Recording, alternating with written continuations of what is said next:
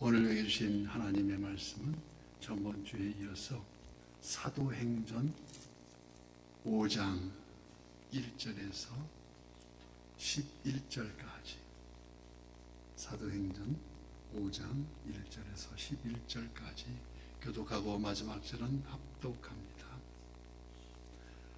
아나니아라 하는 사람이 그의 아내 삽비라와 더불어 소유를 팔아 그 앞에서 얼마를 감추매 그 아내도 알더라.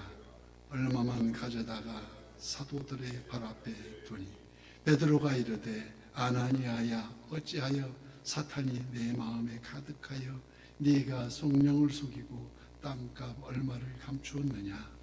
땅이 그대로 있을 때에는 내 땅이 아니며 판 후에도 내 마음대로 할 수 없더냐. 어찌하여 이 일을 내 마음에 두었느냐. 사람에게 거짓말을 한 것이 아니요 하나님께로다.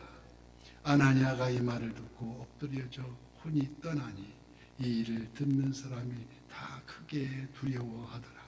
젊은 사람들이 일어나 자신을 세세하고 장사하니라. 3시간쯤 지나 그의 아내가 그 일어난 일을 알지 못하고 들어오니 베드로가 이르되 그 땅판 값이 이것뿐이냐. 내게 말하라 하니 이르되 예, 이것뿐이라 하더라. 베드로가 이르되 너희가 어찌 함께 귀하여 주의 영을 시험하려 하느냐. 보라, 네 남편을 장사하고 오는 사람들이 발이 문 앞에 이르렀으니 또 너를 메어 나가리라 하니 곧 그 베드로의 말을 바라보에 엎드려져 혼이 떠나가니라. 젊은 사람들이 들어와 죽은 것을 보고 메어다가 그의 남편 곁에 장사하니 다 함께요. 온 교회와 이 일을 듣는 사람들이 다 두려워하니라. 아멘. 오늘도 실시간 기도의 향연 속에 새벽을 깨우는 우리 성도님들 모두 여호와 샬롬 지키신 하나님의 평강과 풍성한 은혜를 축복합니다. 믿는 무리가 한 마음으로 한 뜻이 되어서 초대교회가 성령 하나님의 은혜 가운데 함께 물질을 나누며 또 건강하게 세워져 가고 있을 때에 한 사건이 일어납니다. 아나니아와 삽비라 그 두 부부는 자신의 소유를 팔아서 일부를 감추고 나머지만 교회에 헌납했습니다. 어쩌면 전 재산을 다 드리기가 아까웠는지 마치 전부인 것처럼 드렸다는 것입니다. 이는 드림의 동기가 그 안에 거짓이 담겨 있으며 자신을 드러내지 않은 바로 그게 교만이라는 건데, 교만이 내재해 있음을 성령의 눈으로 알아차린 그 베드로가 아나니아를 꾸짖어서 성령을 기만한 죄를 지적합니다. 이로 말미암아 성령 하나님은 아나니아를 그 자리에서 죽게 만들고 그 후에 들어온 삽비라도 동일한 대가로 두 부부가 3시간 간격으로 장례가 치러집니다. 이 일을 바라본 모든 사람들이 하나님은 친히 교회를 감찰하시고 세워져가는 모습을 눈으로 바라보면서 오늘 보면 11절 말씀, 온 교회와 이 일을 듣는 모든 사람들이 다 크게 두려워하니라고 말합니다. 온 교회, 바로 여기에서 교회라는 헬라어 에클레시아라는 그 단어가 처음 등장합니다. 바로 여기에서 교회라는 단어가 우리가 알다시피 이 아나니아와 삽비라가 그 사건을 듣는 자들이나 읽는 자들이나 그들로 하여금 아주 충격적인 사건으로 다가옵니다. 왜냐하면 거짓 하나로 죽음을 당하게 되는 일이 일어났기 때문이 아니겠습니까? 오늘날도 이러한 거짓을 심각하게 여기지 않고 오히려 죄로 인한 상대방을 감싸는 것이 배려라고 생각하기도 합니다. 또 그렇게 하는 것이 지혜로운 처신이 아니겠냐고 반문하는 사람도 있습니다. 물론 일반적 관점에서 바라보면 세상 모든 사람들이 이에 해당되지 않겠느냐고 항의할지 모르지만, 그러나 초대교회 당시 상황을 고려해 볼 때 이 사건은 아주 중요한 전환점을 가져왔습니다. 그래서 우리가 성경 역사를 바라보면 족장시대를 지나서 사사시대, 사사시대를 지나서 왕정시대가 도래하는데, 이때는 제사장 시대를 마감하고 교회 시대로 지금 전하는, 무엇보다도 교회를 향한 하나님의 시선이 집중되어 있음을 보여주고 있다는 것입니다. 교회의 정결함과 순수함을 유지하는 것이 그 중점을 두고 있음을 교훈하고 있습니다. 과거 아담과 하와가 하나님과 같이 되려는 헛된 욕망으로 선악과를 입에 물었듯이, 이는 그 마음속의 교만함으로 하나님의 자리에 자신도 앉고자 하는 모습이라고 할 수 있습니다. 이를 교훈 삼아서 초대교회는 이제는 거룩함과 순수함으로 세워지고 있었으며 하나님의 뜻을 드러내는 공동체였다는 것입니다. 하나님은 그들에게 죽음의 행례를 내림으로써 사람을 드러내는 것이 아닌 오직 하나님을 드러내고자 하시는 그 사명임을 직접 눈으로 보여주고 있습니다.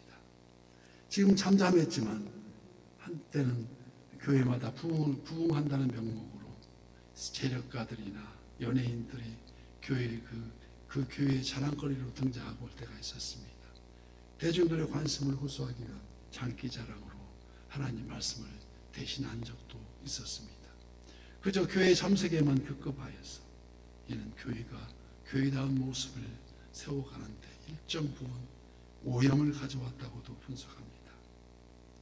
복음의 핵심은 오직 그리스도의 십자가 그리고 부활과 재림의 메시지인데, 이 복음을 죄인을 향해서 행해진 하나님의 특별하신 사랑이었으며, 스스로 죄인이라는 그 사실을 깨닫지 못한다면 마치 소교에 경례했듯이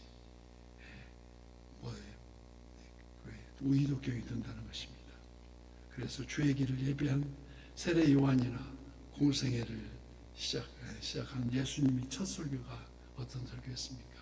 회개하라는 거였습니다. 회개하라, 천국이 가까이 왔느니라고. 회개가 있는 곳에 마음의 문이 열리고 이게 열리듯이, 항상 우리 마음의 문은 남이 열어주는 게 아니고 안에서 스스로 문을 열어줘야 된다는 것에서, 마치 계시록 3장 20절 말씀과 같이 볼지어다 내가 문 밖에 서서 두드리노니 누구든지 내 음성을 듣고 문을 열면 내가 그에게로 들어가 그와 더불어 먹고 그는 나와 더불어 먹으리라고 우리 주님은 말씀하십니다.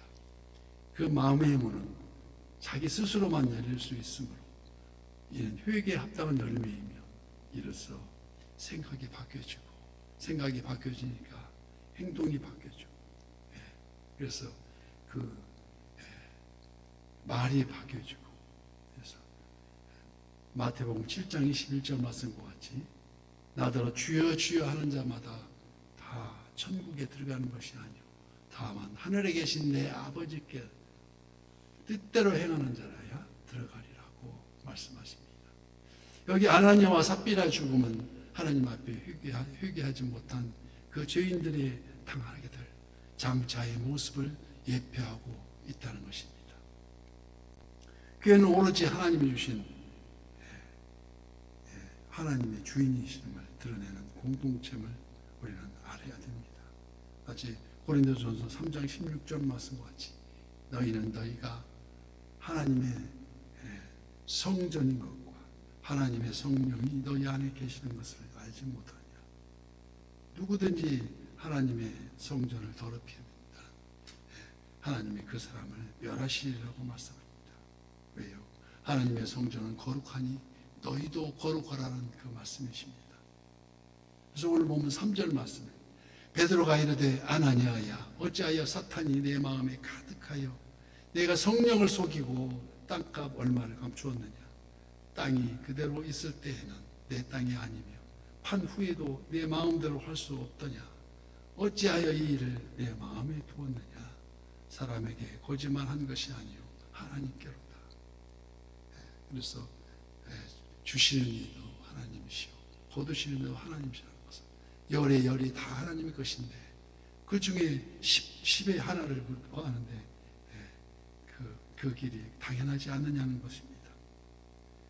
이 마치 신명기 23장 22절 말씀에 내가 선언하지 아니하였으면 무죄하려니와 그러나 내 입으로 말한 것은 그대로 실행하도록 요의하라 하는 말씀을 하십니다. 즉 계명대로 자신이 원하는 만큼만 가져올 수도 있다는 것입니다. 하지만 이를 다 가져온 것처럼 꾸민 것이 바로 사탄에게 감추어진 교만의 죄악이라는 것이 아니겠습니까? 그래서 아담과 하와의 요람, 그 안에 먹은죽도 하고 부함직도 하고 탐스럽기도 한 그 열매를 따먹는 그 사탄의 유혹에 휩쓸려서 결국 자신을 포장한 결과가 죽음이었음을 우리 본문은 이 사건을 통해서 재확인한다고 할 수 있습니다. 그래서 우리가 마침 잘 알다시피 우리가 성령 대부흥운동이 한창일 때가 1907년도에 기억합니다.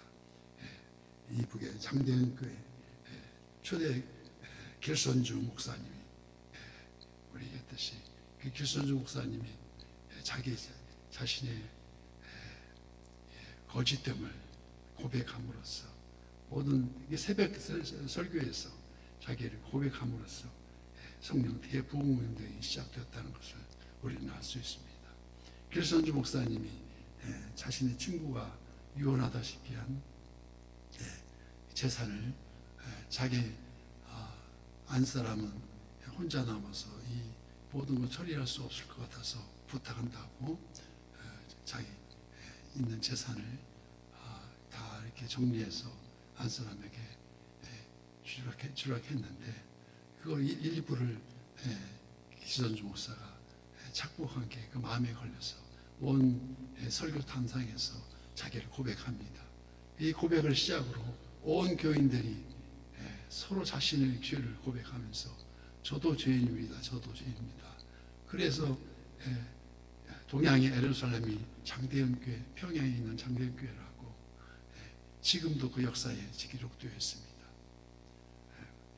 동양의 예루살렘, 다윗도 자신의 거짓을 포장했던 그 마음을 돌이켜서 침상이 젖도록 회개하며 하나님이여 내 속에 정한 마음을 창조하시고 내 안에 정직한 영을 새롭게 하여 주시옵소서라고 고백하는 것을 부르짖는 것을 우리는 읽습니다. 죄가 드러나고 죄를 용서받음으로써 진정 하나님의 사랑을 깨닫게 되는 것이 바로 에클레시아 교회라는 것을 설명하고 있습니다. 하나님은 이러한 교회를 세워가시며 우리는 그의 지체로서 교회의 주인인 하나님을 고백합니다. 그래서 오늘도 새벽을 깨우면서 매일매일 조금씩 성화기를 걷는 우리 선한 요새 모든 지체가 되시길 예수님 이름으로 간절히 축복합니다.